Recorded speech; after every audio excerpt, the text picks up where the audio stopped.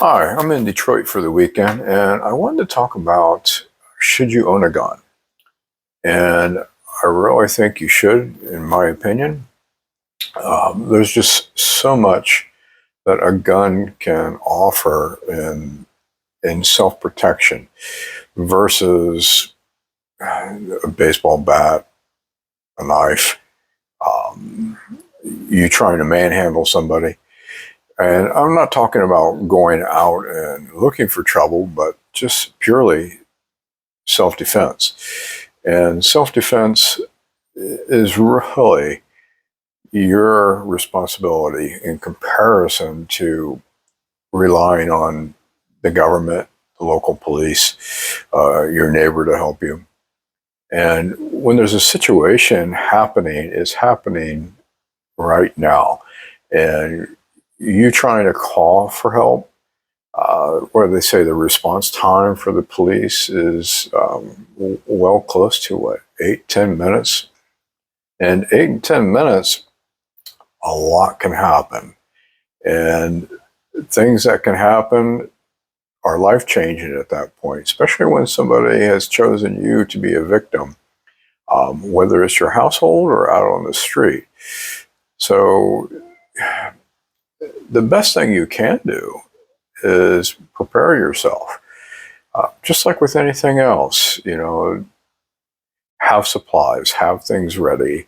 Um, that is the best thing you can do for self preservation. So, a lot of people feel guns can be dangerous, which they are, but guns are a tool, just like a table saw. And if you don't work with that table saw and train yourself how to be safe with it, you can lose a finger. So, same with a pistol. Even though they can be intimidating, the best thing you can do is, I would say, find a local gun range that you like. Visit a few of them. Don't just try the first one you find. Uh, find an instructor and let him introduce you to several different types of guns and platforms and get comfortable with them. And then the more you train, the more confident you'll get. And then you can understand more so how that gun can be a great equalizer in a bad situation. So, like I said, to me, a gun is a tool. And the more you train with it, the more comfortable you get with it, and the more confidence you have with it. And unfortunately, there's also a legality issue with guns. A lot of guns are under attack, and every bullet comes with a lawyer, as they say.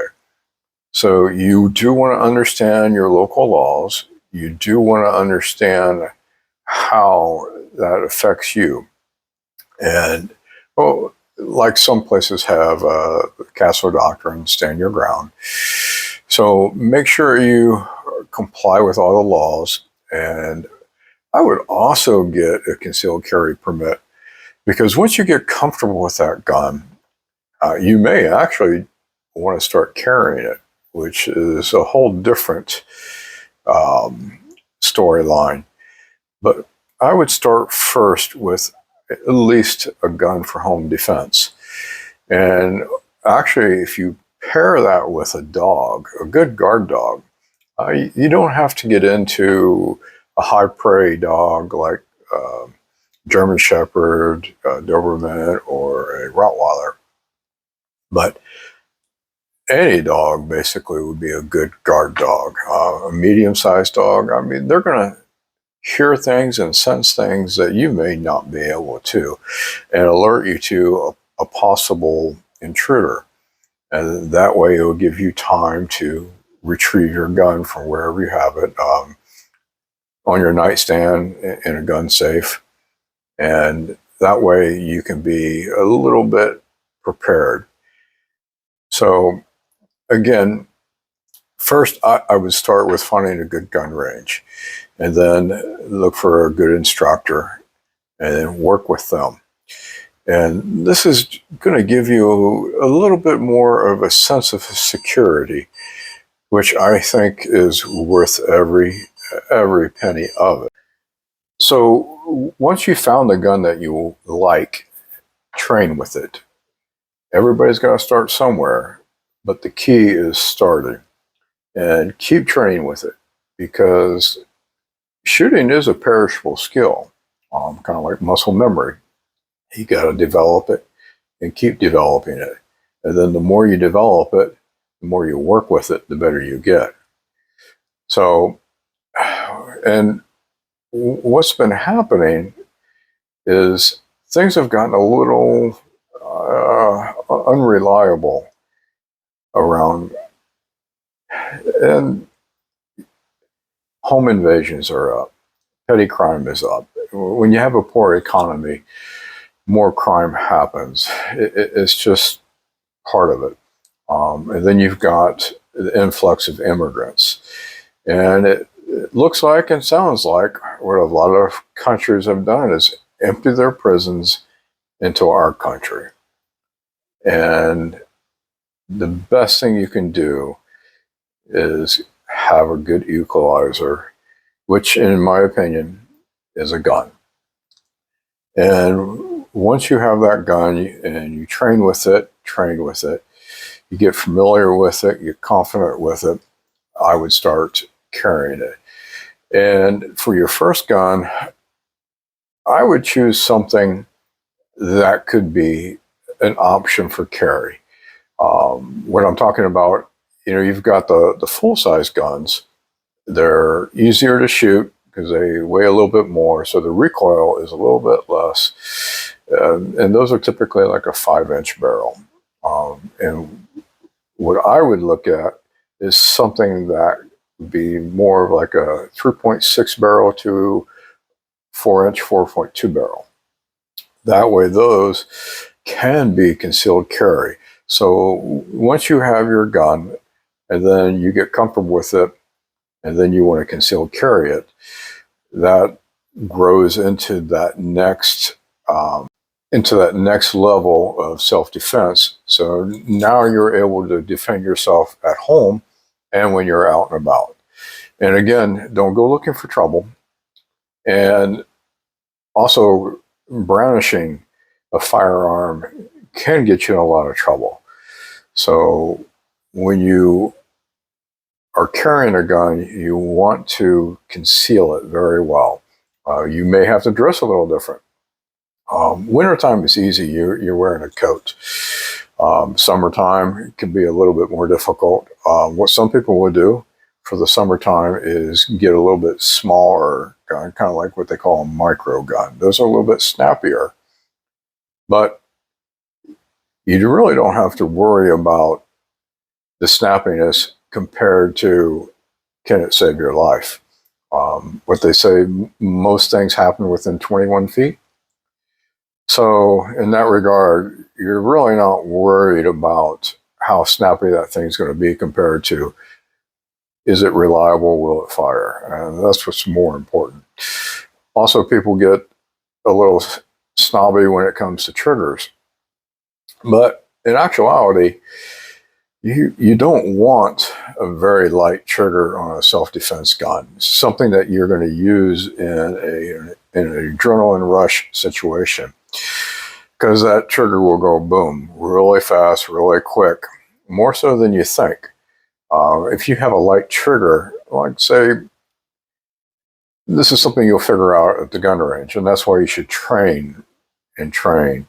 Ammo can be expensive, and range time can be expensive.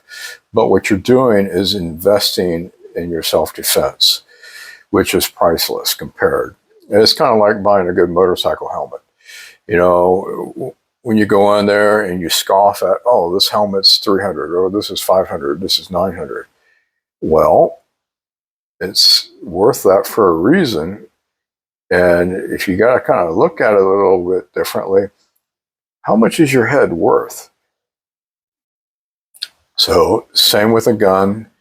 Buy a good, reliable gun, buy good ammunition, learn the differences between the ammunition, between what they call a hollow point and ball ammo. So go train often, train as much as you can afford, because the more time and investment you put into this could theoretically save your life. And that should be important to you.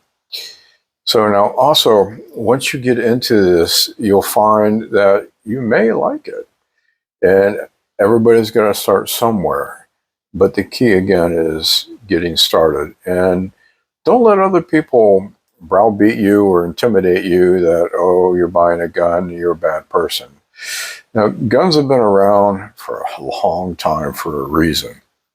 And that reason is mostly self-defense, which is, again, your responsibility. So once you get into it, and like I said, you may find that you really like it, and you may just find a new hobby. Some people, not so much.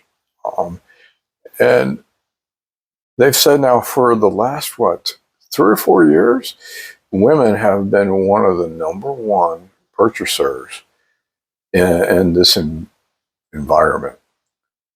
And that's for a reason. People are scared. So owning a gun won't eliminate trouble, but what it will do is help give you some self-confidence. And again, I wouldn't go into areas that you normally wouldn't go into anyways, because why tempt fate? Why look for trouble? And Murphy's Law, I tell you what, he doesn't like me, I don't like him. So anything that can happen will happen. So still the best that you can do is avoid bad situations. Don't put yourself in a situation. But I would get a gun and I would get the permit. I would train with it, and I would find a good place to store it, especially if you have kids. Get a gun safe. I travel a lot, so when I'm out of town, my wife, she's trained on guns. She spent a lot of time at the gun range, but she still rather not carry. And she's a nurse, so she can't take a gun to work anyways. But at least she is trained. She has access to the safe. We have dogs. So our best option is to have everybody familiar with your gun. Don't make it a big secret, because if they find, especially kids, if they find a gun for whatever reason, say you accidentally left it out or left it in view or whatnot, the curiosity is going to get to them. So make sure everybody knows you have a gun in your family, in the household, and the safety protocol for a gun.